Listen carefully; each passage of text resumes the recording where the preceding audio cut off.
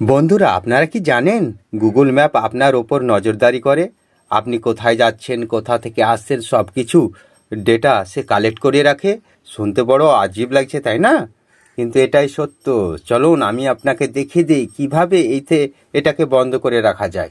এর জন্য আপনাকে কি করতে হবে, আপনার মোবাইলের ম্যাপ এটাকে ওপেন করতে হবে। ওপেন করার পর প্রোফাইল যে দেখতে পাচ্ছেন, প্রোফাইলে ক্লিক করতে হবে। ক্লিক করার পর এইরকম একটা পেজ খুলে যাবে। পেজ খুলে যাওয়ার পর এখানে আপনি দেখতে পাবেন ইওর টাইম লাইন। এখানে একটা ক্লিক করবেন। ক্লিক করার সঙ্গে সঙ্গে এইরকম একটা ইন্টারফেস চলে আসবে। ওপরে আবার ওই ট্রিপল ডট দেখতে পাচ্ছেন, 3টি ডট, ওখানে আবার ক্লিক করবেন। তারপর এখানে দেখতে পাবেন লোকেশান অ্যান্ড প্রাইভেসি সেটিংস, এর ওপরে একটা ক্লিক করবেন। ক্লিক করে একটু স্ক্রল করে ওপরের দিকে নিয়ে যাবেন।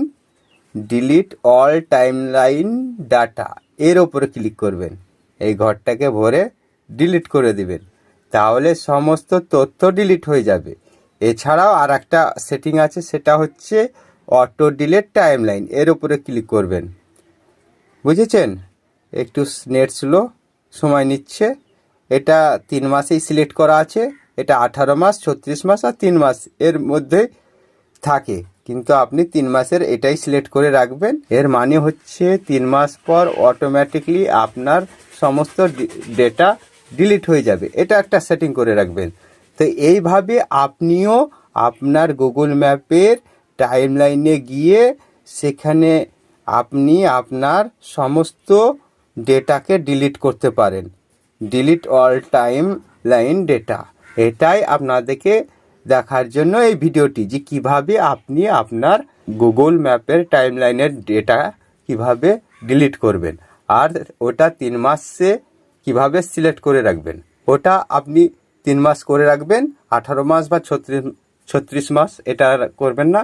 আর মাঝে মাঝে আপনি ওটাকে ক্লিয়ার ডাটা করে দিবেন, অল ডাটা ক্লিয়ার করে দিবেন।